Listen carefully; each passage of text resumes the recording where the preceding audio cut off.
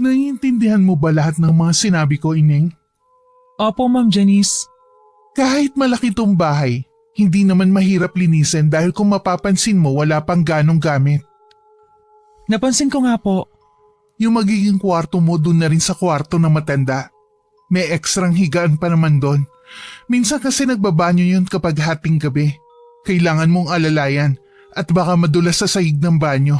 May katanungan ka ba bago ka magsimula sa trabaho mo? Wala naman po, Ma'am. Mamaya ka na pumasok sa kwarto ng matanda at tulog pa yon. Tulungan mo muna ako maghanda ng pagkain niya para sa susunod alam mo na. Halika, Elsa nga ba ang pangalan mo? Opo. Elsa, yung matandang aalagaan mo, nanay siya ng asawa ko na magpapasahod sa'yo. Pero kapag tulog yung matanda, maglinis at magluto ka rin para hindi sayang ang ipapasahod sa'yo, ha? Opo. Kaano-ano mo nga pala si Manang Tonya? Di ba kamo siya nagrekomenda sa'yo rito? Kapitbahay po siya ng ate ko. Ang totoo po niyan, ang kapatid ko po yung sinabihan niya. Kaya lang po umayaw po yung ate ko kasi po stay-in po pala ang trabaho. May maliit pa po kasi siyang anak, tsaka hindi rin po siya pinayagan ng asawa niya. Kaya ako na lang po ang pumalit sa kanya. Tamang-tama naman po naghahanap ako ng mapapasukan. Basta marunong kang sumunod, siguradong magtatagal ka rito. Tipid lang akong ngumiti sa bago kong amo. Pagkatapos iginiya na niya ako sa kusina. Gaya sa sala, wala ring gaanong gamit doon. Kundi yung lamang kailangan sa pagluluto. Tinuro din ni Ma'am Janice kung saan nakalagay ang mga pagkain. Sinabi rin niya ang mga bawal at pwedeng ipakain sa matandang babae na aalagaan ko. Bandang 9:00 naman na magising si Ma'am Constancia. Narinig namin kasing tumunog na ang bell sa kwarto nito. Ibig sabihin daw nun, gising na ang matandang babae. Sinamahan naman ako ni Ma'am Janice sa kwarto at ipinakilala sa biyanan niya. Mula ulo hanggang paanan tingnan ako ng matandang babae na walang kangiti-ngiti sa labi. Bumati naman ako na ginantihan lang ng tango nito. Ako na rin na naghanda ng almusal ni Ma'am Constancia. Taga saan ka, Ineng? Isang barangay lang po tayo, Ma'am Constancia. Sa may niyugan po ang bahay namin. Kakilala ko po si Manang Tonya. Yun dati niyo pong katulong dito. Kumusta naman pala si Tonya? Ayos naman po siya. Kaya lang lagi lang nasa bahay nila. Iniinda pa rin po kasi niya yung balakang niya. Ay, kawawa naman si Tonya. Sana naman gumaling na siya. Oo nga po mabuti na lang po nandun ang mga anak niya. Kahit may sari-sarili ng mga pamilya iniintindi pa rin nila si Manang Tonya. Kaya ikaw, Ineng, mag-iingat ka para hindi ka matulad kay Tonya. Ano pong ibig niyong sabihin, Ma'am Constancia? Ay, wag mo na akong tawaging Ma'am Constancia, Lola na lang. Sige po, Lola. Ano po bang ibig niyong sabihin sa sinabi ninyo? Bagong kasambahay ka pa lang dito, kaya gawin mo na lang kung ano ang trabaho mo dito. Huwag kang maraming tanong, para din yun sa'yo. Bigla na lang ako nakaramdam ng matinding kaba dahil sa mga sinabi ni Ma'am Constancia. Tingin ko may kinalaman yun kay Manang Tonya at sa nangyari sa kanya. Sa pagkakaalam kasi namin, na-aksidente ang matandang babae sa bahay na to habang nagpupunas ng sahig. Hindi daw sinasadya na madulas siya at mahulog sa hagdan.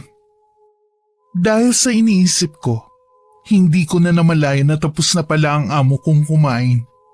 Walang imik na bumalik na siya sa kanyang upuan na tumba-tumba. Kung titingnan ng amo ko, aakalain talagang masungit siya dahil laging nakataas ang kilay at laging nanunuri ang tingin. Pero sa ilang oras ko pa lang siyang nakakasama, batid ko talagang mabait siya. Nagpaalam lang ako na ibababa ko na sa kusina ang pinagkainan niya. Tumango naman siya sa akin. Sa sala naabutan ko si Ma'am Janice kasama ang mga kaibigan niya. Naghahanda na sila para maglaro ng mahjong. Nang makita ko, inutusan muna niya akong maghanda ng kanilang merienda. Na agad ko naman sinunod. Nang maihain ng inumin at pagkain, saka ko nagpaalam na babalikan na si Lola Constancia. Nandiyan na naman ba ang kaibigan ni Janice? Opo. Naglalaro po pala ng mahjong si Ma'am Janice. Iba po talaga ang mayayaman, ano? Hindi naman mayaman ang babaeng yun. Nung mapangasawa lang niya ang anak ko, tsaka siya umastang mayaman. Ah, ganun po ba? Hindi ko alam kung saan siya napulot ng anak ko. At isa pa, hindi naman talaga siya ang tunay na asawa ni Norman. Ho? Hindi po ba? Nasan po yung tunay na asawa ni Sir Norman? Hindi ko alam. Matagal na rin nung huli ko siyang makita at ang aking apo sa kanya. Ganun po ba? Lola, baka gusto niyo po munang magpainit sa labas. Maganda po ang panahon ngayon. Bukas na lang siguro. Ayokong makita ang mga tao sa ibaba. Sige po. Aayusin ko na lang po itong kama niyo at maglilinis na rin po ako ng kwarto niyo. Sige lang, Ineng. Gawin mo lang ang gusto mo. Habang inaayos ko ang kobre kama, pasulyap-sulyap ako sa amo ko. Blanko ang mukha niya na nakatingin lang sa kawalan. Ilang oras pa lang ako sa bahay na yun, marami na akong nalalaman. Kung magtatagal pa ako, siguradong buong lihim yata ng pamilya ay malalaman ko na rin dahil sa amo ko. May binanggit din sa akin si Ma'am Janice. Nag-uulyanin na rin daw ang biyanan niya. Minsan din daw kung ano-anong sinasabi nito. Kaya huwag ko daw paniwalaan.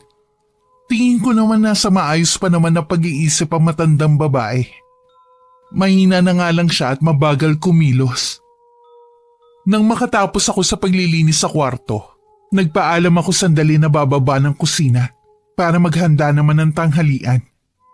Habang nasa kusina nga ako, pumasok naman si Ma'am Janice. Yung matanda.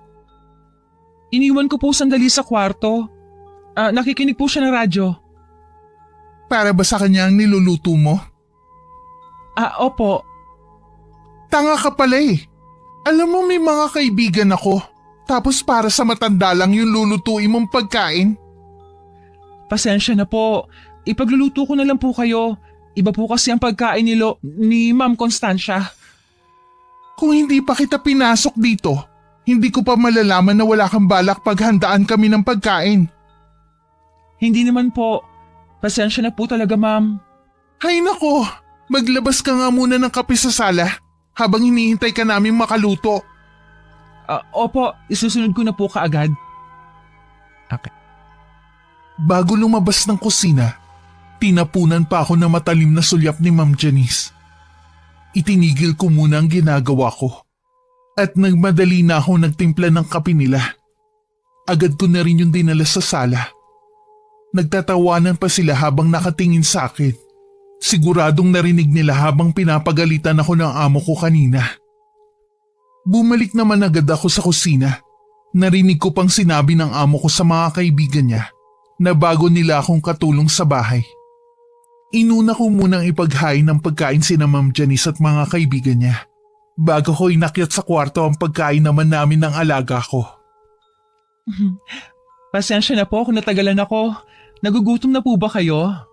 Ay, hindi pa naman. Marami kasi akong nakain kanina eh. Ikaw bang nagluto ng pagkain ko kanina? Ako nga po, Lola. Buti po nagustuhan ninyo ang niluto ko para sa inyo. Tara na pong kumain. Aayusin ko lang po itong pagkain sa lamesa. Sa wakas, makakakain na rin ako lagi ng disenteng pagkain ngayong nandito ka na. Sabihin niyo lang po kung may gusto kayong ipaluto sa akin ha. Ano po bang paborito ninyong ulam? Kahit ano, basta hindi mapanghi. Ho? Ano po bang ibig ninyong sabihin, Lola? Ay, kalimutan mo na lang ang sinabi ko. Ay, sige po. Kain na po tayo? Para tuloy biglang nawala ang gutom ko sa sinabi ng alaga ko. Naisip ko baka ito yung sinasabi ni Ma'am Janice na kung ano-ano minsan ang sinasabi nito. Magana naman siyang kumain at natutuwa ako. Napansin kong payat siya kaya nasabi ko na lang sa sarili ko na habang naroon ako puro masasarap ang ihahain ko sa kanya. Matuli na lumipas ang mga araw. Hindi ko na namalayan na 1 buwan na pala ako sa bahay na to. Sa mga nakalipas na linggo, unti-unti ko na rin nakikilala ang mga kasama ko sa bahay, lalo na si Ma'am Janice. Halos araw-araw din siyang naglalaro ng mahjong kasama ng mga kaibigan niya. Isang araw, kinausap niya ako habang naghahanda ako ng merienda para kay Lola Constancia. Elsa, darating pala mamaya ang Sir Norman mo. Mamaya mo na rin makukuha ang unang sahod mo. Salamat naman po, makakapagbigay na rin po ako sa mga magulang ko. Oo nga pala, hindi alam ng asawa ko na naglalaro ako ng mahjong at nagpapapunta pa ng mga kaibigan dito sa bahay.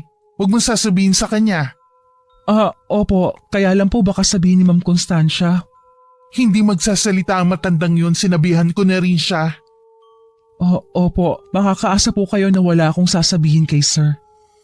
Mabuti naman, kapag ganyan kakabait at kamasunurin, magkakasundo tayo lagi. Tumatawa pa si Ma'am Janice nang iwan ako. Ako naman dinala ko na ang merienda sa labas ng bahay kung saan naroon si Lola Constancia. Nadatnan ko siyang pinapakain ng mga alaga niyang ibon. Inilapag ko lang ang tray ng pagkain sa lamesang naroon bago siya nilapitan at niyayang kumain muna. Ako na lang ang nagpatuloy sa pagpapakain sa mga ibon para makapagmerienda na ang alaga ko. Napansin ko na matamlay ang 2 ibon sa kabilang hawla. Noong isang araw ko pa napapansin na matamlay ang 2 yan. Bakit po kaya? Ay, sa manugang ko talaga ang mga ibon na yan. Kay Ma'am Janice po ang mga ibon na ito? Bakit po ni minsan hindi ko po siya nakikitang lumalapit dito?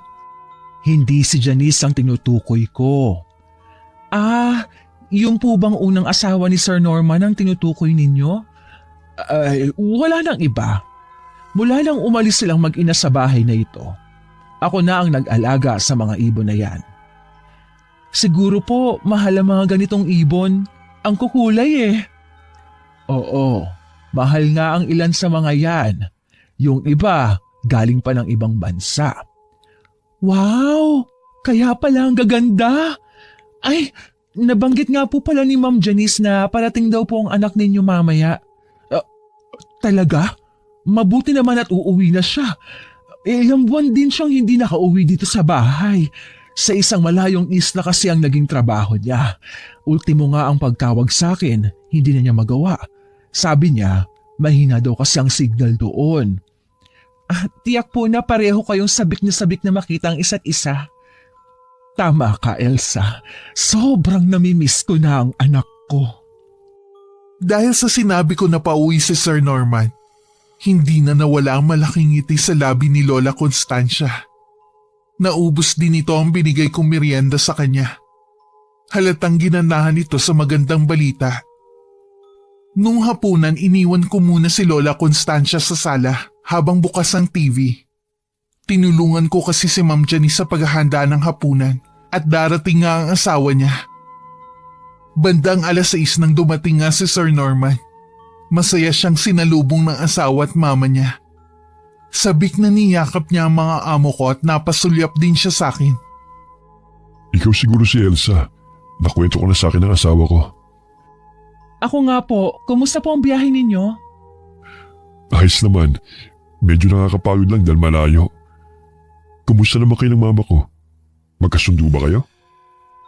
Okay naman po kami. Mabait naman po ang mama ninyo at napalagay agad ang loob namin sa isa't isa. Mabuti naman kung ganon. Medyo mahirap kasing pakitunguhan ng mama ko ngayon eh. Matanda na kasi. Lagi naman ako nakaalalay sa kanila eh. Nakikita ko kasi minsan na parang nahihirapan si Elsa kay mama. Kakaawa naman. Ngayon lang kasi siya nakapasok sa ganitong trabaho. Salamat at lagi kang nandyan para umalalay kay mama. Tama na nga ang usapan na to. Ang mabuti pa tara na sa kusina. Nagluto ako ng mga putahing paborito niyo ni mama. Kanina pa nga ako nagugutom eh. Tayo na ma. Sumabay ka na ni sa amin ni Elsa. Huwag kang mahiya, pamilya tayo rito. Hindi lang basta kasambahay ang turing namin sa'yo.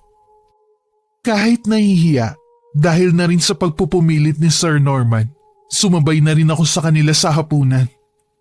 Katabi ko si Lola Constancia. Ako ang naglalagay ng pagkain niya sa plato. Sa buong hapunan, tahimik lamang si Lola Constancia. Ako naman tamilmil kumain at nakikiramdam lang sa paligid. Nang sulyapan ko ang dalawa kong amo, panay ang lambing ni Ma'am Janice sa asawa. Siya rin ang naglalagay ng ulam sa plato ni Sir Norman. Kulang na nga lang subuan niya ang asawa. Nang matapos ang hapunan namin, ako na ang nagligpit ng pinagkainan namin. Si Lola Constancia naman, nagpaiwan sa kusina at nanood lang sa ginagawa ko. Pasensya na kayo, Lola, kung naghintay kayo ng matagal. Ayos lang ako, Ineng. Nalibang naman ako eh. Tara na po sa kwarto ninyo. Tutulungan ko na po kayo maglinis ng katawan nyo. Kailangan nyo na rin po uminom ng gamot. Sige, inaantok na nga rin ako ngayon eh. Tsak po na mapapasarap ang tulog ninyo dahil malamig. Umuulan na po kasi sa labas. Bukas ba uuwi ka sa inyo para magdala ng sahod mo? Oo, pero sandali lang naman po ako.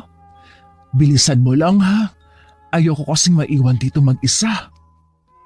Nandito naman po si Ma'am Janice. Hindi kayo nun pababayaan. Bago po man ang halian nandito na rin po ako. Palagay na kasi ako sa iyo eh. Para bang ayoko nang mawala ka sa paningin ko. Ay, salamat naman po at hindi na kayo naiilang sa akin. Huwag po kayo mag-alala. Babalik din po kaagad ako bukas. Ngumiti naman siya sa akin bago humawak sa braso ko at naglakad na kami papuntang kwarto. Gaya ng inaasahan ko, napahimbing nga ng tulog si Lola Constancia. Kinabukasan tulog pa siya nang umalis ako. Nung gabi kasi bago ako matulog, naibigay na rin ang una kong sahod.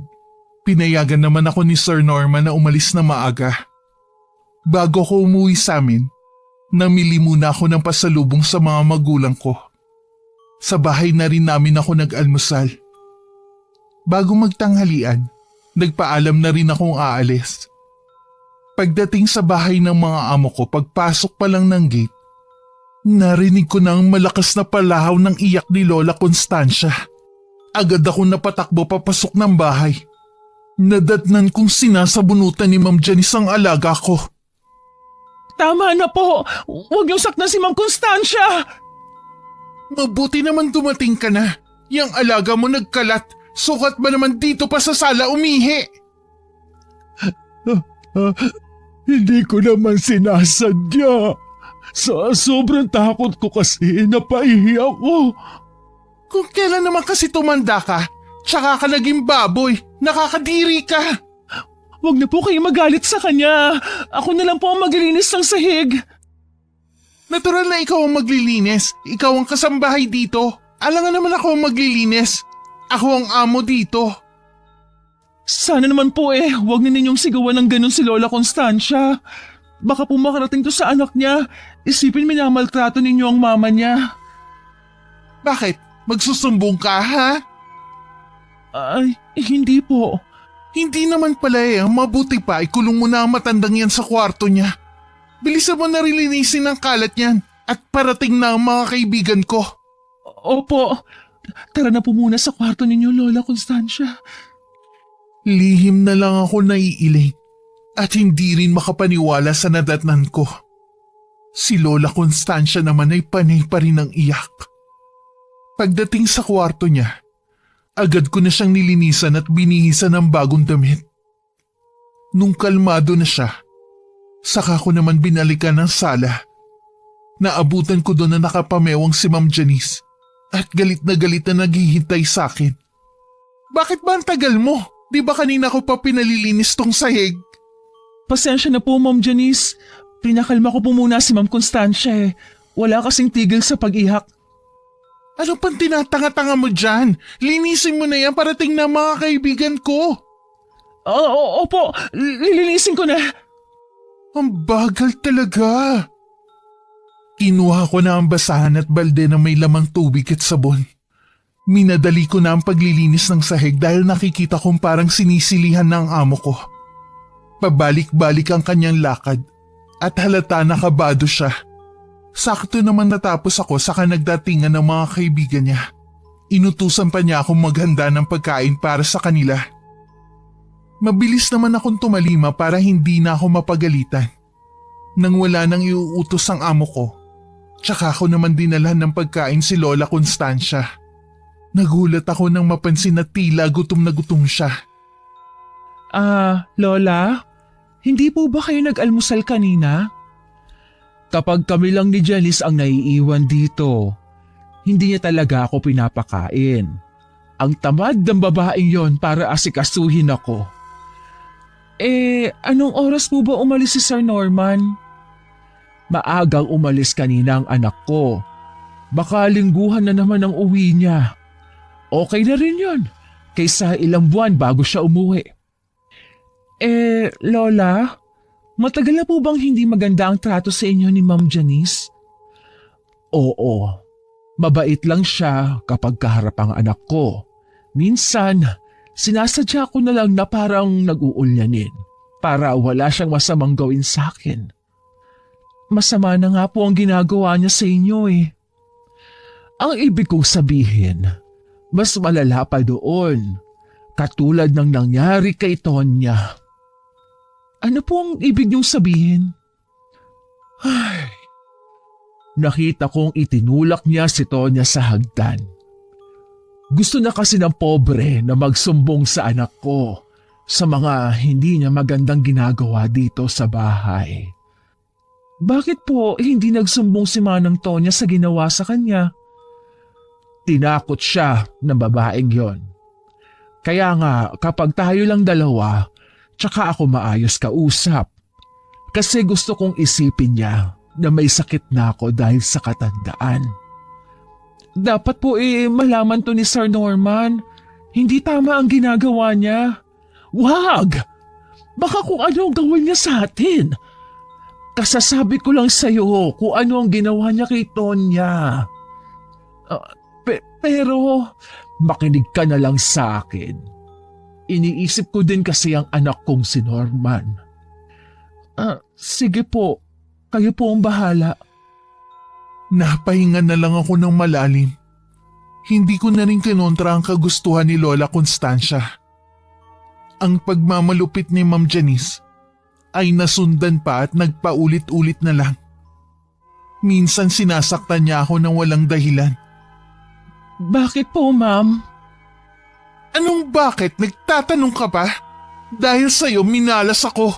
Natalo ko sa laro namin ng mga kaibigan ko. Wala naman po akong ginagawa. Yun nga eh. Wala ka nang ginawa kundi tumunga nga lang dito sa bahay.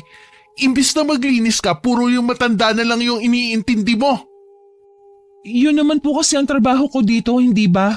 Unahin ko po si Ma'am Constancia bago ang ibang gawain dito sa bahay. Nangangatwiran ka pa, ha? Ginagalit mo talaga akong babae ka eh. Dahil sa'yo, imbis na buhay reyna ako dito sa bahay, ako pang gumagawa ng mga gawain mo. Kaya ako minamalas kasi pagod na ako bago magsimula ang laro namin. Pasensya na po kung sa tingin ninyo ako ang nagbibigay ng kamalasan sa inyo. Puro pasensya na lang ang naririnig ko sa'yo. Umalis ka na nga dito sa harapan ko. Alumpit pa akong lumayo habang umiiyak. Nagtungo na lang ako sa kwarto namin ni Lola Constancia. Wala akong magawa kundi umiyak sa kandungan ng matandang babae. Agad naman itong naunawaan ang nangyari. Hinagod-hagod pa niya ang likod ko. Nang mga sumunod na araw, maaga na lang akong gumigising para maglinis habang tulog pa si Lola Constancia. Iniiwasan ko na kasing magalit at saktan ako ni Ma'am Janice. Sa mga araw na lumilipas, wala pa rin kamalay-malay si Sir Norman sa nangyayari sa loob ng bahay niya. Minsan umuwi siya at nagtanong sa akin. Okay ka lang ba, Elsa? Po? Okay naman po. Bakit niyo po naitanong? Para kasing matamlay ka. May sakit ka ba? Wala po. Napuyat lang po ako kagabi. Siguro gawa ni Mama. Pasensya ka na kung nahihirapan ka sa kanya, ha? Nag-iisip na nga ako kung kukuha pa ako ng isa pang kasambay, eh. Baka kasi matagalan o hindi na makabalik si Tonya dito sa bahay. Wala naman pong problema sa mama ninyo. Mabait po siyang alagaan. Sigurado ka? Baka naman pinagtatakpan mo lang si Mama. Nagsumbong kasi sa akin ng Ma'am Janice mo. Madalas daw na sinusumpong si Mama. Minsan nga daw sinasaktan ka na. Kaya ba may pasa ka? Nako, hindi po totoo yan. Ito pong pasako po, nakuha ko po nung bumangga sa pader. Hindi po talaga nananakit ang mama ninyo. Ngayon ko lang napatunayan kung gaano ka kabait. Talagang pinagtatanggol mo pa si Mama. Huwag niyo po sanang pagagalitan ng mama ninyo. Nakikiusap po ako sa inyo. O sige, pero sana huwag mo hayaan na saktan ka niya. Hindi kasama sa sweldo mong pananakit niya. Hindi porket matanda na siya at nag-uulyanin palalampasin ko na mga ginagawa niya. Magsumbong ka lang sa akin kapag inulit pa niya yon, ha? Dahil hindi ko alam ang isasagot kay Sir Norman, napilitan na lang akong tumango sa kanya. Nang dumating si Ma'am Janice, nagpaalam na akong babalik sa kusina para maghanda naman ng pagkain ni Lola Constancia. Mula sa kusina, naririnig ko pa ang kanilang pinag-uusapan. Lihim na lang ako napapaismid sa mabait na tono ng amo kong babae.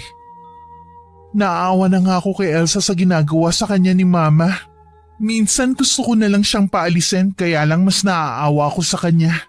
Kailangan din niya ng trabaho At isa pa, kung kukuha tayo ng bagong kasambahay, baka ganun din ang sapitin. Anong gagawin natin? May naisip ko bang solusyon? Huwag kang mag-alala, iniisip ko na yan. Sa ngayon tutulungan ko na lang sa pag-aalaga si Elsa. Naaawa talaga ako sa batang yun. Salamat naman at may malasakit ka sa kanya. Galing din naman ako sa hirap. Kaya naiintindihan ko ang kalagayan ni Elsa. Ayoko lang na may minamaltrato na kasambahay. Nang hindi ko na naririnig ang kanilang mga boses, tumuloy na ako sa kwarto namin ni Lola Constancia. Nadatnan ko siyang nakikinig lang ng radyo. Nung pumasok ako, nginitian niya ako.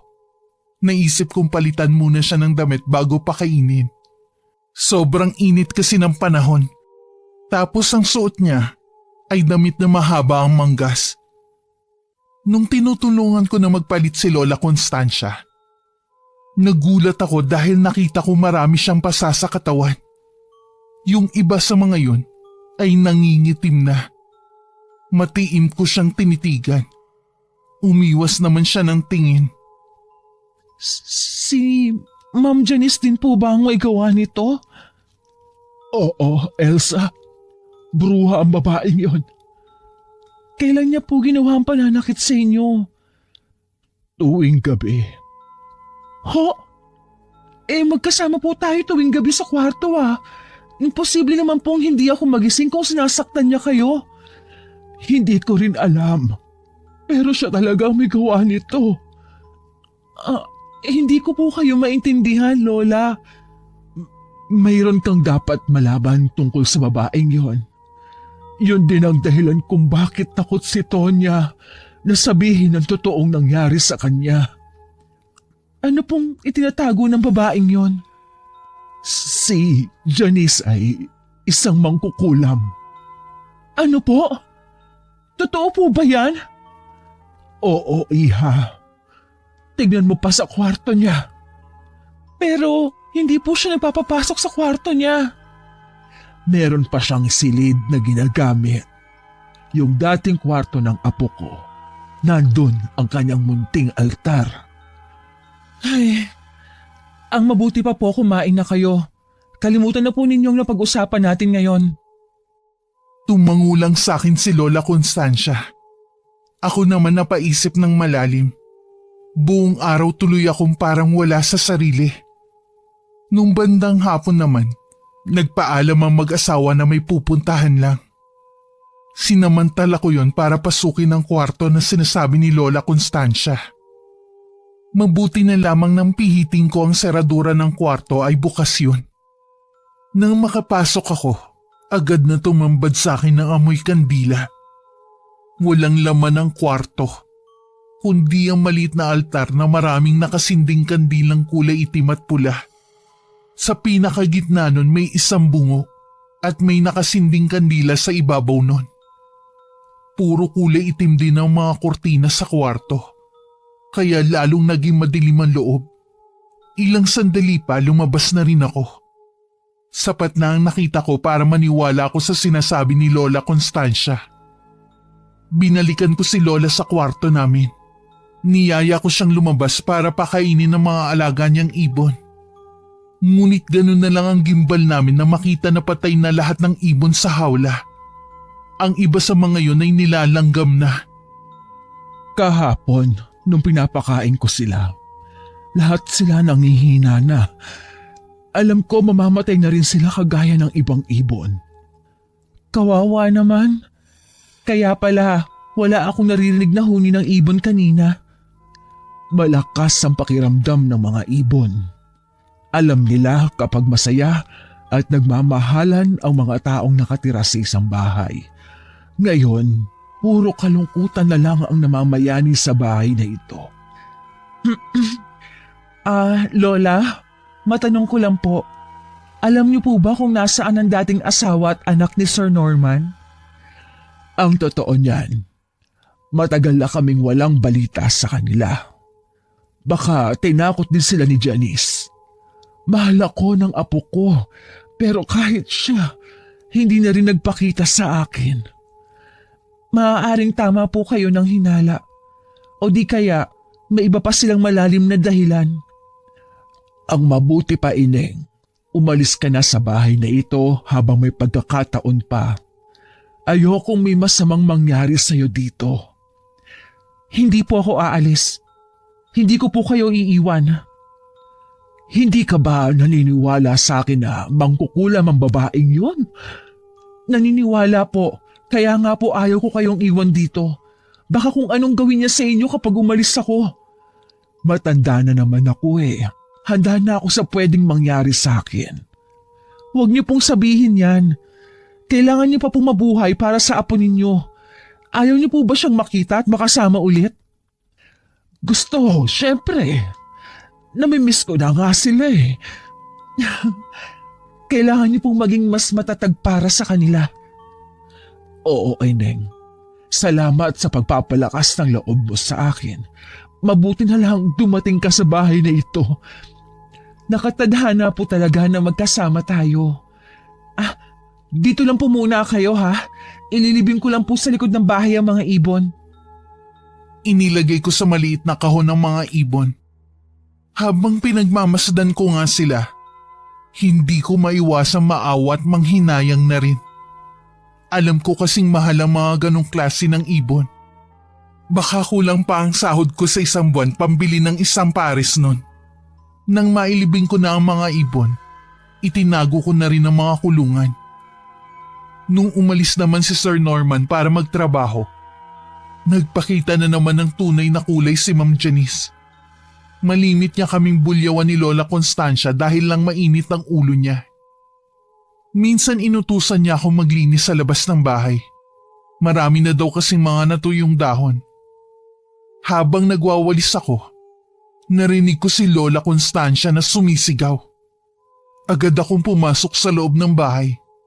Naabutan ko na sinasampal at sinasabunutan ni Ma'am Janice ang matanda. Agad ko siyang inawat at niyakap ko si Lola Constancia.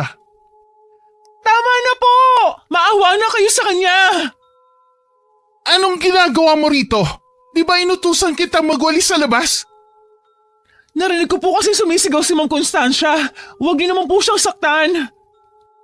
Huwag kang makialam, lumabas ka rito. Hindi ko po pwedeng iwan sa inyong mama ni Sir Norman.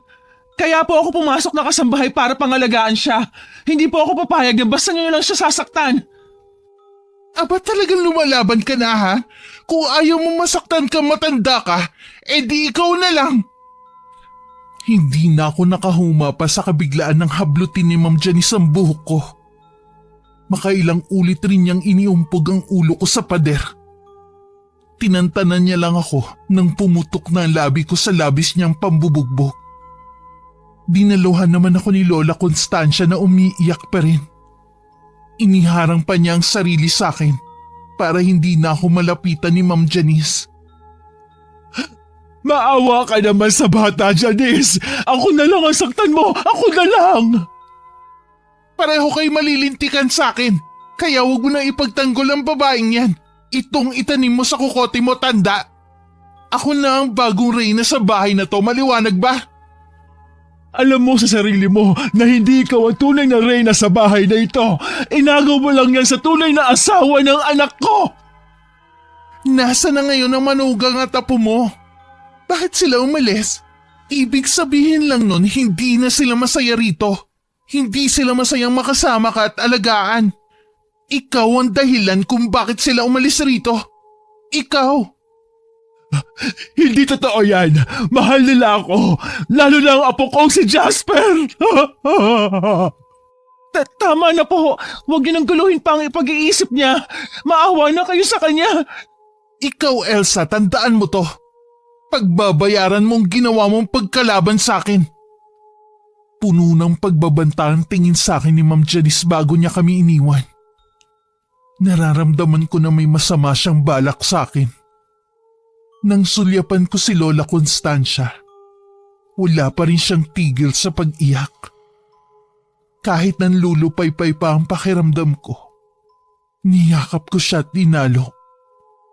Buong araw na laging masama ang pakiramdam ko. Pinilit ko lang talaga gumawa sa bahay para hindi na kami saktan ni Ma'am Janice. Binilinan ko rin ang alaga ko na sa kwarto na lang at wag nang lumabas. Dinadalhan ko na lang siya ng pagkain. Kumain na po muna kayo, Lola. Ikaw ang dapat kumakain para may lakas ka. Mamaya na lang po. May kailangan pa kasi akong tapusin na pinagagawa ni Ma'am Janice. Sundin mo na lang siguro ang sinasabi ko. Umalis ka na lang dito sa bahay. Hindi ko po kayo iiwan. Ngayon pa nga lang po na nandito ako. Sinasaktan na kayo ni Ma'am Janice. Paano po kapag wala na ako? Tsak na sa inyo po niya ibubunto ng lahat ng galit niya. Hindi mo naman ako obligasyon. Huwag kang manghinayang sa sinasahod mo sa anak ko. Kung yun lang ang dahilan kung bakit ayaw mong umalis, marami ka pang trabahong makukuha. Hindi lang naman po sa sahod. Nag-aalala po ako sa inyo. Salamat, Ineng. Sa totoo lang, napalapit ka na rin sa akin. Kaedad mo lang kasi ang apo ko. Talaga po. Sana magkaroon ng pagkakataon na magkakilala kami. Baka po maging magkaibigan pa kami. Tiyak yon. Mabait ang apo ko, kagaya ng ama niya. Lalabas po muna ako. Babalikan ko na lang po ang pinagkainan ninyo mamaya. Baka po magalit na naman si Ma'am Janice dahil matagal ako nandito.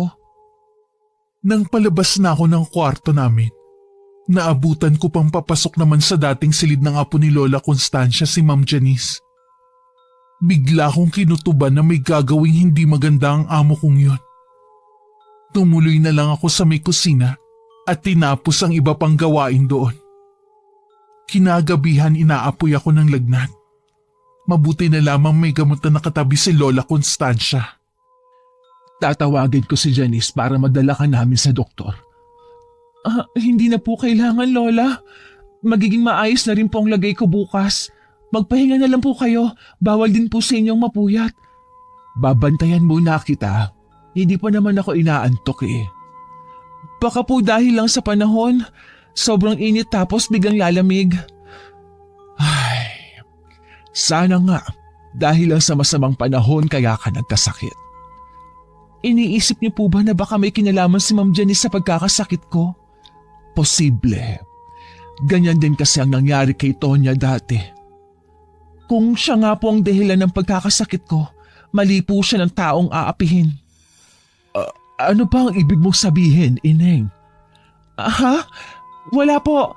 Huwag niyo na lang po pansinin ang sinabi ko. Sige na, magpahinga ka na. Ayokong tuluyan kang magkasakit. Tayo na nga lang ang magkakampi sa bahay na to eh. Bukas po, tiyak na maayos na ang lagay ko. Umikit lang ako para makita ni Lola Constancia na natutulog na ako. Nang maramdaman ko na tulog na siya, tsaka ako nagmulat ng mga mata. Bumangon din ako mula sa pagkakahiga. Kumuha ako ng tubig at saka uminom. Pakiramdam ko kasi matutuyuan na ako ng tubig sa katawan. Paghiga ko, inusal ko ng paulit-ulit ang isang dasal na tinuro sa akin ng ama ko. Hanggang makatulugan ko nga ang pag-usal ng dasal na yun. Kinabukasan magaan na nga ang pakiramdam ko. Agad ko na rin inuna ang mga gawain ko sa bahay. Nang magising si Ma'am Janice, nakaluto na ako ng almusal niya. Napansin ko rin ang kakaiba niyang titig sa akin. Kumusta ang tulog mo, Elsa? Maayos naman po. Mukha nga kasi maaga ka nagising ngayon. Ang alaga mo gising na ba? Hindi ko po alam, pero titignan ko po ngayon para madalahan ko na rin siya ng almusal. Elsa, uuwi nga pala ang Sir Norman mo mamaya. Binabalaan kita. Huwag na huwag kang magsusumbong ko ayaw mong malintikan sa akin. Opo. Sige na, puntahan mo na ang alaga mo. Tungo ang ulo ko na tumalikod at naglakad palayo. Hindi ko maiwasan na makaramdam ng pagngingit-ngit sa dibdib ko. Naikuyong ko na lang ang mga kamao ko habang patungo sa kwarto ng amo ko. Pagpasok ko sa loob, gising na nga si Lola Constancia. Magaling ka na ba, Ineng? Ang aga mo kasing gumising Oho, gusto niyo na po bang kumain? Gusto ko sana sa labas na lang kumain. Naiinip na kasi ako dito sa loob ng kwarto. Sige po, tara na po sa labas. Hindi naman po siguro magagalit si Ma'am Janice. Sa kusina naman po kayo kakain Mabuti na lamang na makalabas kami ng kwarto at nagtungo sa kusina. Hindi na namin inabutan si Ma'am Janice. Mukhang tapos na siyang kumain. Nang maipaghain ko si Lola Constancia ng almusal niya, tsaka ko naman iniligpit ang pinagkainan ni Ma'am Janice. Natanaw ko pa nga siya sa labas ng bahay. Nakatingin sa kawalan na tila malalim ang iniisip. Mamaya mo na lang hugasan ang mga yan. Sabayan mo na akong kumain. Sige Paula, gutom na nga rin ako. Huwag mong hayaan na magutom ka sa bahay na to. Kumain ka lang ng kumain. Huwag mong pansinin si Janice. Hindi naman siya ang bumibili ng pagkain dito sa bahay Nakita ko nga po siya na nasa labas ng bahay. Mukhang malalim ang iniisip. May pinaplano na naman siguro na hindi maganda. Tungkol naman po kaya kanino? Narinig ko no isang araw na mukhang niloko siya ng kalaro niya sa mahjong. Malamang iniisip niya kung paano makakaganti sa kaibigan niya. Ang sama naman po niya talaga. Alam niyo po ba kung taga saan si Ma'am Janice? Hindi ko alam Si Norman lang kasi ang nakakakilala sa babaeng yan. Ganun po ba? Siya nga po pala. Pauwi po mamaya si Sir Norman. Mapapaalam lang po ako na sasaglit sa bahay namin. Bakit maaga ata ang uwi niya? Dapat sa 1 linggo pa siya uuwi. Ayaw niyo po ba noon? Magiging mabait si Ma'am Janice sa atin? Sa bagay nga. Kung gusto mo pwede ka naman hanggang bukas sa inyo. Hindi rin po kasi ako mapapalagay kung matagal ako mawawala dito sa bahay Hindi ko maiwasan na mag-alala. Nandito naman si Norman kaya ayos lang kung magtatagal ka sa inyo. Nung dumating nga si Sir Norman, nagpaalam agad ako na kung pwedeng uuwi muna ako sa amin. Agad naman akong pinayagan. Dala ang maliit na bag pa uwi. Nagpaalam ulit ako kay Lola Constancia. Hindi man lang naghinala si Ma'am Jenny sa laman ng bag ko. Pagdating sa amin, agad ako nagmano sa mga magulang ko. Ikinuwento ko rin sa kanila ang nangyayari sa bahay na yun. Mabuti pang huwag ka nang bumalik sa bahay na yon. Nako, bihira na talaga sa mga nagiging amo ang may busilak na puso pagdating sa kanilang mga kasambahay. Pero tay, hindi ko po pwedeng iwan doon si Lola. Baka kung ano po ang gawin sa kanya ng amo kong babae. Isumbong mo na lang sa amo mong lalaki ang ginagawa ng asawa niya. Kilala mo ko, Elsa, kapag nagalit. Ayokong dumating pa na kailangan kong gamitin ang nalalaman ko. Oho, tay. Susubukan ko po magpaalam na mamaya. Huwag mong subukan lang. Gawin mo na sa lalong madaling panahon. Dahil kung hindi, ako mismo ang pupunta sa bahay na yon. Hindi niyo naman po kailangan gawin pa yun, tay. Ewan ko ba sa iyong bata ka? Sa dami ng pwedeng pasukan. Kasambahay pa talaga. Hindi ko naman minamalit ang trabahong yan. Pero alam naman kasi natin naswertihan lang sa pagkakaroon ng mabait na amo. Mabait naman po ang mag-ina. Si Ma'am Janice lang po talaga ang salbahe. Kahit na, basta umalis ka na sa trabaho mo. Tapos ang usapan. Naguguluhan ako sa magiging desisyon ko kung susundin ko ba si Itay o mamamalagi ako sa bahay ng amo ko. Sa huli, nagdesisyon akong sundin na lang si Itay. Alam ko namang kapakanan ko lang ang iniisip ng mga magulang ko. Mabuti na lang, hindi ko na binanggit na sinasaktan ako ng amo ko. Ang ikinuwento ko lang sa kanila, ang pananakit ni Ma'am Jenny sa biyanan niya. Pagdating ko naman sa bahay ng mga amo ko, masaya akong sinalubong ni Lola Constancia. Kaya naman panandalian kong nakalimutan ang pinag-usapan namin ni Itay. Nung gabi masama na naman ang pakiramdam ko. Para akong inaapoy sa lagnat. Mabuti na lang tulog na si Lola Constancia. Ayoko kasing nag-aalala pa siya sa akin. Kinabukasan nawala na naman ang sama ng pakiramdam ko. Kaya lang nangihina ako dahil sa puyat. Ilang gabi nang laging ganun ang nararamdaman ko. Minsan sobrang sakit ng ulo ko na parang binibiyak. Halos maduling na rin ako kapag nakamulat ang mga mata ko. Kaya pinipilit ko na lang na pumikit. Nung umagang yon, dahil sa puyat ng nagdaang gabi, hindi agad ako nakabangon sa higaan. Pumasok na sa kwarto namin si Ma'am Janice para gisingin ako. Sino ba ang amo sa bahay na to, ha? Tanghali na, nasa higaan ka pa rin? Pasensya na po, Ma'am Janice. Masama lang po ang pakiramdam ko. Babangon na po ako. Hayaan mo muna magpahinga si Elsa. Ilang araw nang masama ang pakiramdam niya. Isa ka pang matanda ka, wala ka ring silbi.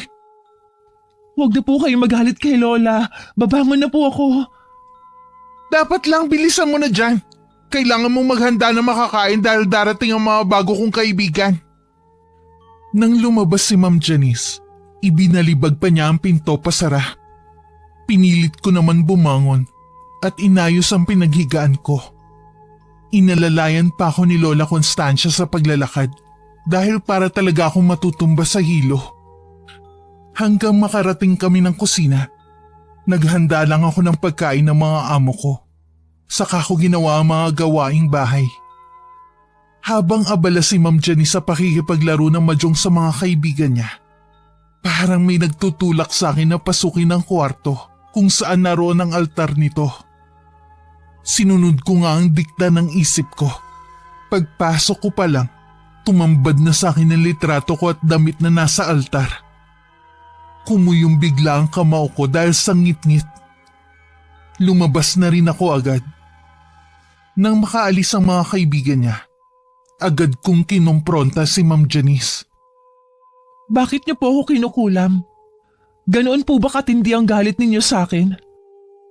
Kulam? Anong pinagsasabi mo dyan? Hindi ko alam ang sinasabi mo, ha? Huwag ka na magmaang-maangan pa. Nakita ko sa altar mo ang litrato at damit na ginagamit mo para bigyan ako ng sakit. Hindi ka talaga marunong sumunod. Di ba sinabi kong bawal pasukin ang kwarto na yon? Huli na para itago mo pang laman ng kwarto na yon, kaya umamin ka na. Wala kong aaminin na kahit ano sa'yo. Ayaw mong umamin, ha? Sige, makakarating kay Sir Norman ang pagmamaltrato mo sa mama niya. Tignan ko lang kung hindi ka niya palayasin sa bahay na to. Tumahimik kang babae ka. Ikaw ang lumayo sa bahay na to. Hindi ako aalis hanggat hindi nalalaman ni Sir Norman ang mga ginagawa mo. Subukan mo lang magsumbong, Elsa. Sinisiguro ko sa'yo na pagsisisihan mo habang buhay ang pagtatrabaho mo dito bilang kasambahay. Huwag mo akong tinatakot. Dapat ikaw ang matakot ngayon pa lang. Sa tingin mo kapag nagsumbong ka sa asawa ko, maniniwala siya sa'yo? Sa akin lang siya maniniwala. Hindi sa mama niya at lalong hindi sa ibang tao. May ginawa ka rin ba kay Sir Norman?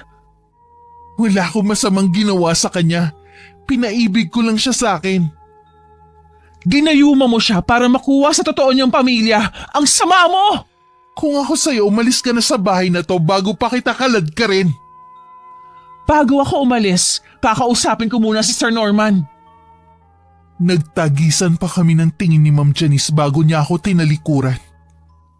Nanginginig naman sa takot si Lola Constancia sa isang tabi. Nilapitan ko siya at pinakalma. Samantala dumiretso naman si Ma'am Janice sa kwarto, kung saan naroon ang kanyang munting altar. Nanlaki ang mga mata niya nang makitang sira at nagtumbahan ng mga kandila sa kanyang altar. Hindi na niya napigilan ng sumigaw na naririnig namin ni Lola Constancia. Nakakakilabot ang sigaw niya. Hindi niya na may tatago ang pinakaiingatan niyang lihim. Sasabihin ko lahat kay Sir Norman na mga ginawa ng asawa niya sa atin. Sinabi mo na ginayuma niya ang anak ko. Ngayon ko lang kasi napag-isip-isip na kaya pala biglang nagbago si Norman. Kaya pala sunod-sunuran ang anak ko sa kanya dahil ginayuma niya. Hinala pa lang po sa akin. Hindi po ako sigurado. Pero kung sinasabi ninyo na biglang nagbago si Sir Norman, baka nga po may ginawa siya. Anong gagawin natin ngayon, Elsa? Hihintayin po natin si Sir Norman. Sana nga po dumating na siya kaagad. Nung gabi matinding pananakit na naman ng ulo ang nararanasan ko. Inaapoy ako ng lagnat. Halos tumirik na ang mga mata ko ayon kay Lola Constancia. Kung ano-ano na rin ang ginawa ni Lola para bumaba ang lagnat ko. Pero wala pa rin pagbabago sa temperatura ng katawan ko. Nung mag-uumaga na bumuti ang pakiramdam ko. Nang magising ako, ang naiiyak na mukha ni Lola Constancia ang nabungaran ko. Napansin ko rin ang tila mga kalmot sa buo kong katawan. Okay na ba ang pakiramdam mo, Elaine? Oo, magaan na po ang pakiramdam ko. Mabigat lang po ang talukap ng mga mata ko. Inaantok pa po kasi ako. Matulog ka na muna. Huwag mo munang isipin ang mga gagawin mo dito sa bahay. Maaga pa naman. Dahil hinihila sa antok ang mga mata ko, pinagbigyan ko na ang sarili ko. Bahala na kapag nagalit na naman sa akin ang amo ko. Napabalikwas lang ako ng bangon na maramdaman ang init na tumatama sa mukha ko. Agad akong bumaba sa sala. At ganun na lang ang kaba ko nang makita kong naroon na si Sir Norman. Nasa tabi niya si Ma'am Janice. At tila naiiyak naman si Lola Constancia habang nakatingin sa akin. So, totoo palang nakarating sa akin balita na ang kasambahay namin tanghali nang gumising. Sinabi ko ng masama. Huwag mo na siyang ipagtanggol, Ma. Noong una, lagi siyang ipinagtatanggol ni Janice. Ngayon naman kayo na nagtatanggol sa kanya. Kaya lumalaki yung ulo ng kasambahay natin eh. Hayaan niyo po muna ako magpaliwanag. Hindi na kailangan. Sinabi na lahat ng asawa ko ang mga ginagawa mo. At ito nga, nasaksihan ko mismo. Ilang araw na po kasi masama ang pakiramdam ko, sir. Pero sa totoo lang po, ngayon lang po ako tinanghali ng gising. Huwag ka na magpaliwanag pa. Ayusin mo na lang ang mga gamit mo. Ibibigay ko pa rin sa iyo ng buwang sweldo mo sa buwan na ito. Sir, aalis po ako pero hayaan niyo po muna akong magsalita. Sinasaktan po ni Ma'am Janice ang mama ninyo. Huwag niyo pong hayaan na maltratuhin niya si Ma'am Constancia. Hindi yan magagawa ng asawa ko. Mahal niya ang mama ko, gaya ng pagmamahal niya sa akin. Huwag mong gawa ng kwento ang asawa ko. Dahil lang nagsumbong siya sa akin. Kahit tanungin niyo po ang mama niyo, nagsasabi po ako ng totoo. Totoo bang sinasabi ng kasambahay natin, Mama? Totoo ang lahat ng sinasabi ni Elsa, iho. Ang asawa mo ang masama sa bahay na to. Pati ba kayo, Mama? Galit din kay Janice? Nang wala pa tayong kasambahay, siya nag-aalaga sa inyo. Nakalimutan niyo na ba yun? Sinasaktan ako ng babaeng yan. Kaunting pagkakamali ko, sinasampal niya ako at sinasabunutan. Madalas din niya akong gutumin noon. Nilalagyan pa niya ng ihi ang pagkain ko kaya laging mapanghi. Tama na po, Ma. Wala na kayo sa tamang katinuan kaya nyo nasasabi yan. At ikaw, Elsa, ayusin mo na mga gamit mo. Hetong huling sweldo mo bilang kasambahay namin. Hindi ko na napigilan ang pagtulo ng mga luha ko habang inaabot ang puting sobre na kinalalagyan ng huling sahod ko. Pagkatapos magalang pa rin ako nagpaalam na babalik sa kwarto para ayusin ang mga gamit ko. Sumunod naman sa akin si Lola Constancia. Hindi ko napigilan na mapahagulgol habang inilalagay ang mga gamit sa di kalakihang bag ko. Gusto kong umalis ka dito para mailayo ka kay Janice, pero hindi sa ganitong paraan. Ikaw patuloy ang napasama. Wala na po tayong magagawa. Sabi niyo, sunod-sunuran na lang si Sir Norman sa asawa niya. Kahit ano pong paliwanag ang gawin natin, hindi niya po tayo paniniwalaan. Kapag umuwi ka sa inyo, huwag mo kong kalilimutan ha. Dalawin mo pa rin ako dito, kahit sa labas lang tayo ng gate mag-usap. Opo, dadalawin ko po kayo dito. Malapit lang naman po ang bahay namin. Salamat, Ineng.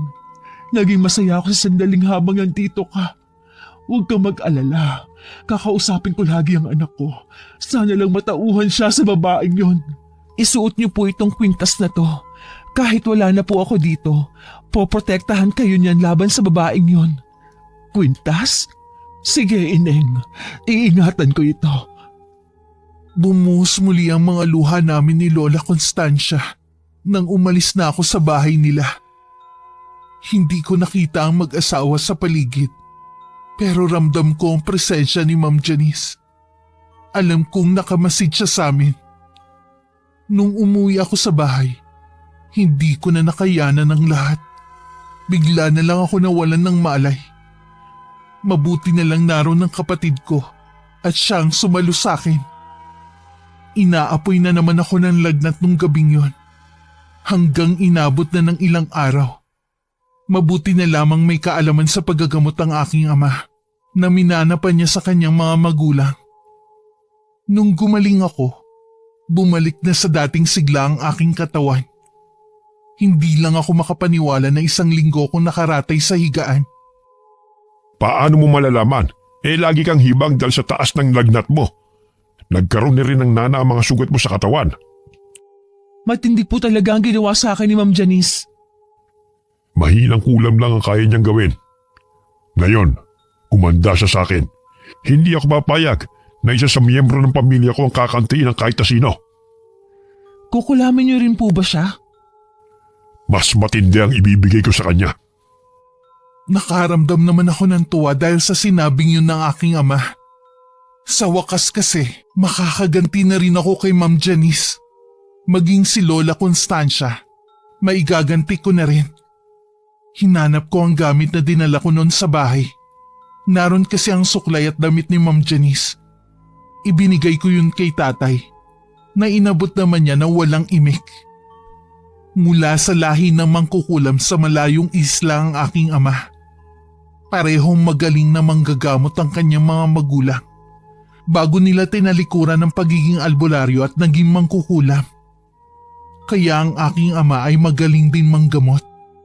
Sa katunayan, marami ang nagpapagamot sa kanya. Tanging ang buong pamilya lamang namin ang nakakaalam sa iniingatan niyang lihim. Sa tagal na naming naninirahan sa lugar na yon, 1 beses pa lang na meron siyang kukulamin na isang taong may alam din sa kulam. Samantala lumilipad naman ang isip ko sa bahay kung saan ako nagtrabaho bilang kasambahay. Labis ako nag-aalala kay Lola Constancia ng mga sandaling yon. Ramdam ko na may masama na naman nangyayari sa kanya ng mga oras niyon. Bakit hindi ka lumalabas ng kwarto mo? Kanina pa kita tinatawag, matanda ka. Hayaan mo na lang ako dito. Nananahimik ako dito. Ayaw kitang makita. Aba, lumalaban ka na ngayon. Sino nagturo sa'yo na sumagot sa akin? Si Elsa ba, ha? Wala nang babaeng yun. Baka inuuod na nga ang katawan niya sa lupa. Anong ginawa mo kay Elsa? Kinula mo pa rin siya kahit wala na siya dito? Oo, ganti ko sa pagiging pakialamera niya at pagiging matabil. Akala yata niya ay makakaya niya ako. Kaya halika na sa baba. Ikaw na ang gagawa ng lahat ng trabaho niya. Bitiwan mo, sabi ako! Lumayo ka sa akin, ano yung suot mo? Bakit nakakapaso? Ito ba? Bigay ito sa akin ni Elsa para proteksyon ko laban sa'yo. Ganon siya kabait sa akin hanggang sa huli. Ako pa rin ang inaalala niya. Ilayo mo ang kwintas na yan sa akin. Humanda ka sa akin kapag napasa kamay ko yan. Hindi mo ito makukuha sa akin. Dadaan ka muna sa bangkay ko bago mo pa sa kamay mo to. Sobrang talim ang titig na iniwan ni Ma'am Janice kay Lola Constancia bago siya tumalikod. Hinihingal naman na naupo na lang sa kanyang tumba-tumba ang matandang babae. Nung umuwi ng araw na yun si Sir Norman, agad siyang kinausap ng asawa tungkol kay Lola Constancia. Suko na ako sa mama mo, Norman. Lahat ginawa ko na pero nananakit na siya. Tingnan mo, pasa ako dito sa kamay oh. Gawa niya to. Ako nang humingi ng kapatawaran sa ginagawa ng mama ko. Habahan mo pa sana ang pasensya mo. Para sa'yo gagawin ko ang lahat. Mahal ko din ang mama mo kaya nagtitiis pa ako. Kaya lang eh. Kakausapin ko siya ngayon. Nang tumalikod si Sir Norman para puntahan ng ina, gumuhit na naman ang imbing ngiti sa labi ni Ma'am Janice. Hindi pa man ngiting tagumpay na siya. Hindi niya akalain na ang konting nalalaman sa kulap ay makakatulong sa kanya ng malaki. Naabutan naman ni Sir Norman ang ina na nakaupo lang sa tumba-tumba. Ni hindi man lang tumingin ito sa kanya.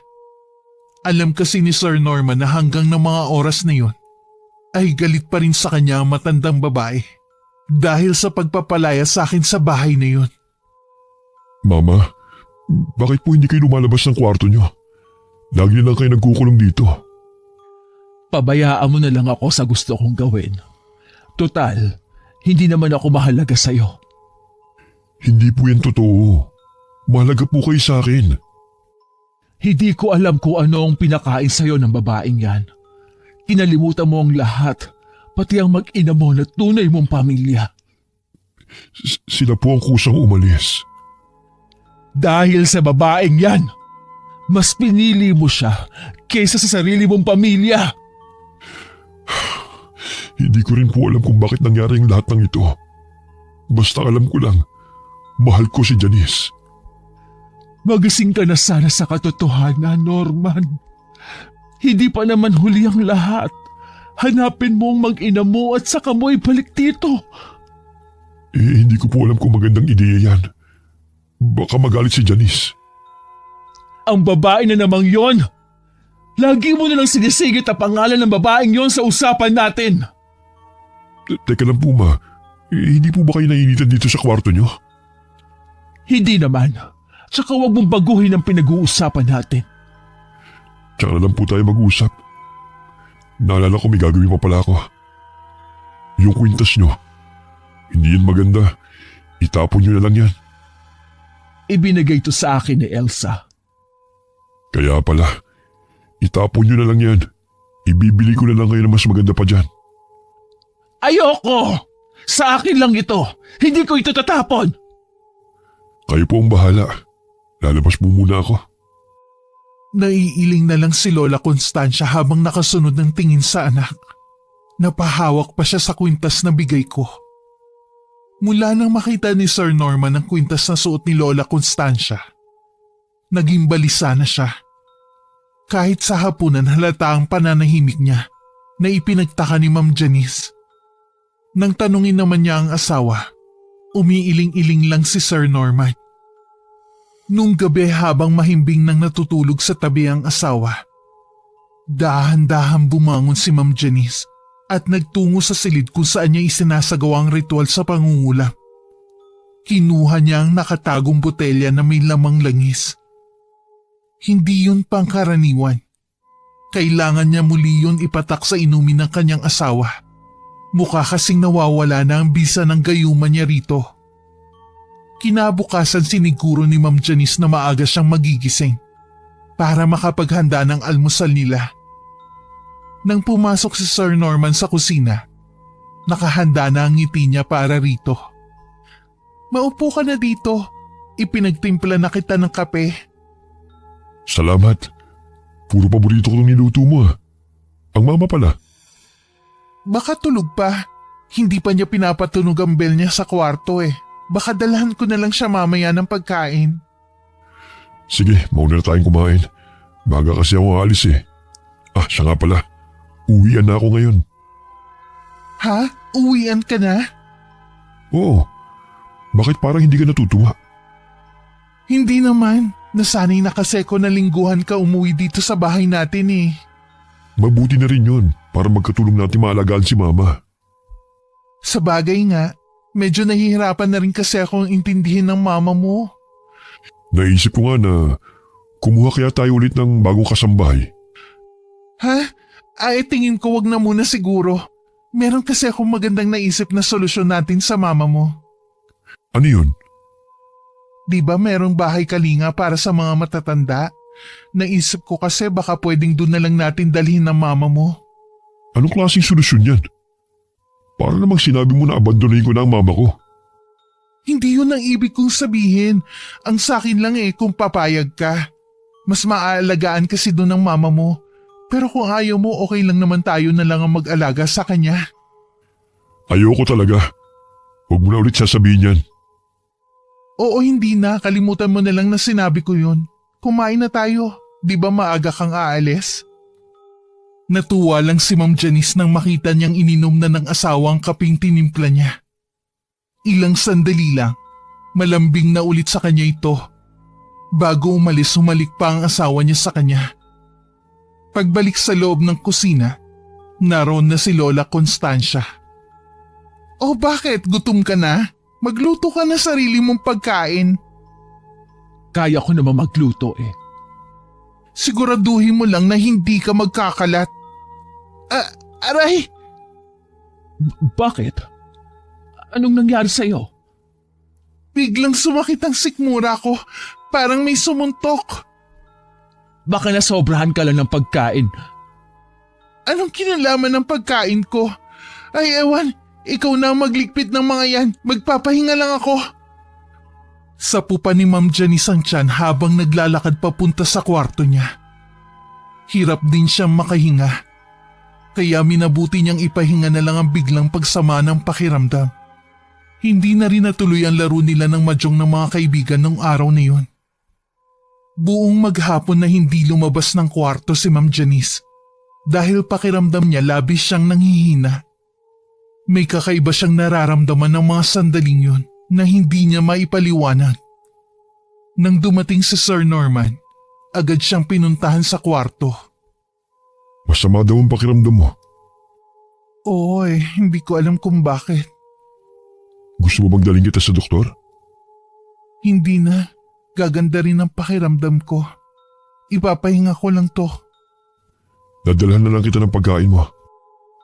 Wag na, wala rin akong ganang kumain. Itutulog ko na lang ang hapunan. Matapos siyang tingnan na nag-aalalang si Sir Norman, lumabas na rin ito ng kanilang kwarto. Mula nga ng araw na yun, hindi na muling nakalabas ng kwarto si Ma'am Janice. Ultimo sikat ng araw kinaiirita niya. Kaya naman laging madilim ang kwarto. Patuloy rin ang panghihina ng kanyang katawan na hindi niya maunawaan. Batid niyang may nangyayari sa loob ng katawan niya. Hindi lang niya matukoy kung ano. Tuwing hapon lagi rin siyang nilalagnat. Sobrang sakit din ng kanyang ulo na kulang na lang iuntog niya yun sa pader. Marami ring butlig na tumubo sa kanyang balat na kalaunan ay naging mga sugat. Minsan pinuntahan siya ni Lola Constancia. Anong ginagawa mo dito, tanda? Gusto lang kitang kumustahin. Dinalahan kita ng gatas. Huwag ka na nga magbait-baitan sa akin. Alam kong natutuwa ka sa nangyayari sa akin. Kailanman, hindi ko ikinatuwa ang pagkakasakit ng kapwa ko. Tingin mo may sakit ako? Oo naman. Bakit hindi ka magpadala sa ospital? Hindi doktor ang kailangan ko. Walang makakatulong sa akin. Tumawag ka lang kapag may kailangan ka. Iiwan ko tong bell na gamit ko dito. Nang makalabas ng kwartong yun si Lola Constancia, impit na lang na napaiyak si Ma'am Janice. Tila alam na kasi niya ang tunay na nangyayari sa kanya. Tiping hiling niya na sana mali siya ng hinala. Habang tumatagal, palala ng palala ang nangyayari kay Ma'am Janice. Dahil sa mga sugat sa katawan, napapaligiran na rin siya ng mga langaw. Kinailangan na rin niyang gumamit ng kulambo para hindi makadapo sa mga sugat niya ang mga ito. Hindi na rin tumatabi sa kanya si Sir Norman dahil sa masangsang na amoy na nanggagaling sa mga sugat niya. Minsan kinausap ni Lola Constancia ang anak tungkol sa kalagayan ng asawa nito. Bakit hindi mo dalhin sa ospital ang asawa mo? Kahit anong pilit ko po Kahit anong pilit ko, ayaw niya talaga magpadala. Mas gugustuhin pa daw niyang mamatay. Baka nga tama ang kutob ko. Na ano, Mama? Nakahanap na rin ng katapat ang asawa mo. Tingin ko kinukulam si Janice. Ulam? Kung ganun, kailangan nating humanap ng albularyo. Hindi ganun kadali yon. Anong ibig niyo sabihin? Isa rin siya mangkukulam. Hindi lang yon. Ginayuma ka rin niya para mahulog ang loob mo sa kanya. Ano? Natitiyak kong ginayuma ka nga niya. Sana hindi pa huli ang lahat para mahanap mo ang mag-ina mo. Pero hindi ko na po alam kung nasan sila. Habang tumatagal, unti-unti na nga natatauhan si Sir Norman. Hinahanap na ng puso niya ang unang asawa. Tila sa isang iglap, nawala ang pagmamahal niya kay Ma'am Janice. Lihim niyang pinahanap ang kanyang mag-ina kung nasa na sila. Gusto niyang makahingi ng kapatawaran sa nagawa niyang malaking pagkakamali sa kanila. Sa kabila ng mga ginawa ni Ma'am Janice, inaalagaan pa rin siya ni Lola Constancia. Lagi siyang dinadalhan ng pagkain. Si Norman, bakit hindi man lang niya ako puntahan dito? Marami kasi siyang ginagawa. Sobrang abala para hindi man lang niya ako masilip dito. Ay, tatapatin na kita, Janice. Natauhan na ang anak ko. Anong ibig niyo sabihin na natauhan na? Wala na ang bisa ng gayuma mo sa kanya. Hinahanap na niya ang kanyang mag-ina para mabuo muli ang kanilang pagsasama. Hindi totoo yan. Ako na ang mahal ni Norman at hindi ang dati niyang asawa. Tanggapin mo na lang ang katotohanan, Janice. Hindi ikaw ang mahal ng anak ko. Minahal ka lang niya dahil sa gayuma. Hindi, mahal niya ako. Ako mahal niya. Ako lang. Nakaramdam naman ng habag si Lola Constancia sa kanya habang umiiyak. Hindi niya malaman kung ano ang gagawin. Hindi naman niya ito malapitan dahil sa mga malalaking langaw na umaaligid rito. Nang kumalma siya, tsaka lang lumabas ng kwarto na yun si Lola Constancia. Naabutan niyang masaya si Sir Norman sa sala. Sa nakikitang saya sa mukha nito, hindi na lang niya tinuloy ang gustong sabihin. Napag-alaman ni Lola Constancia na alam na pala ni Sir Norman kung saan nakatira ang mag-ina niya. Kaya ganun na lang ang tuwa nito. Kahit siya, natuwa rin sa balita. Pakiramdam niya bigla siyang nagkaroon ng lakas. Lingid sa mag-ina, may iba na palang plano si Ma'am Janice. Kinabukasan kahit hirap sa pagkilos, nagluto pa rin si Lola Constancia ng pagkain para kay Ma'am Janice. Hindi po ba sinabihan ko na kayo huwag na kayo magkikikilos pa? Baka mapano kayo? Wala naman kasi mag-aasikaso kay Janice. Ayaw mo naman siyang intindihin. Hindi ko po kasi magawang mapatawad siya sa ginawa niya sa akin at sa'yo. Bilib din ako sa inyo. Sa kabila ng mga masasamang ginawa niya, nagagawa niyo pa siyang dalhan ng pagkain. Tingin ko kasi hindi na rin siya magtatagal. Malubha na ang kalagayan niya kahit ito man lang magawa ko sa kanya. Ako na lang po magdadala niyan. Sana maging mabait kahit sa mga huling sandali niya. Oo. Alang-alang sa inyo. Magiging mabait ako sa kanya. Kinuha na ni Sir Norman ang tray ng pagkain. Habang patungo sa kwarto, naaamoy na niya ang malansang amoy na nagmumula sa mga sugat nito.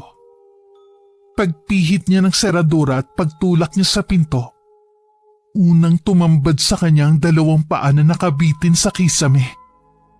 Pag-angat niya ng mga mata, umabot na ang dila ni Ma'am Janice sa tapat ng dibdib nito at dilat na dilat din ang mga mata.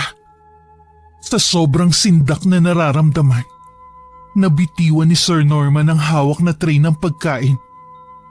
Samantala kasalukuyan ako nakadungaw sa may bintana namin nang lumapit sa akin si Itay. Sa wakas natapos na rin. Po? Ano pong tinutukoy niyo? Wala nang taong nagmalupit sa'yo. Patay na siya. Si Ma'am Janice po bang tinutukoy ninyo? Wala nang iba. Siya na rin mismo ang tumapos sa sarili niyang buhay para matakasan ang paghihirap na nararanasan niya. Tama lang po siguro ang nangyari sa kanya. Kung hindi, baka marami pa siya na pagmalupitan ng mga kasambahay. Isang malaking pagkakamali na maltratuhin ka niya. Hindi niya alam, anak ka ng isang mabagsik na mangkukulam. Hindi ako papayag na apin lang kayo ng kung sino. Ay, sana po tay. Ito na ang huling pagkakataon na gagamit kayo ng kulam.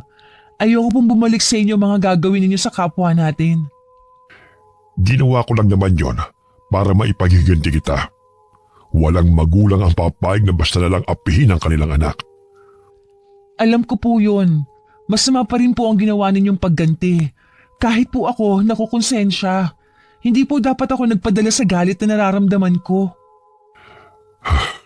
Huwag ka mag-alala. Ito nang huling pagkakataon na gagamit ako ng kulam. Mas gusto ko pa rin makapanggamot ako sa mga may sakit. Lalo na sa mga kapuspalad na tulad natin. Salamat po, tay. Mas gusto ko po kayong nakikita na nanggagamot kaysa mangulam. Nang sumunod na araw, binisita ko ang bahay kung saan ako nagtrabaho bilang kasambahay. Saradong-sarado na yon. Sabi nung napagtanungan ko, umalis na raw ang mag-ina ron. Balak na rin daw ibenta ang bahay. Nakaabot din sa akin ang balita na nahanap na ang mag-ina ni Sir Norman at kasalukuyan silang magkakasama. Hindi man kami muli nagkita ni Lola Constancia. Nasan man siya ngayon, alam kong masaya na siya na buo ulit ang pamilya niya. Sa kasalukuyan naghahanap na lang ako ng bagong mapapasukan. Hindi na nga lang kasambahay, kundi isang cashier sa isang malaking tindahan sa bayan. Sa kabila ng nananalaytay sa ugat ko ang pagiging mangkukulam, pinili ko pa rin na maging mabuting tao. Mas lalo ko pang hinabaan ang pasensya ko sa lahat ng taong nakakasalamuha ko. Alam ko kasi na hindi lahat ng makikilala ko ay mabubuting tao. Ayoko kasing dumating ang oras. Nagaganti ako sa pamamagitan ng kulam. Wakas. Naiintindihan mo ba lahat ng mga sinabi ko, Ineng?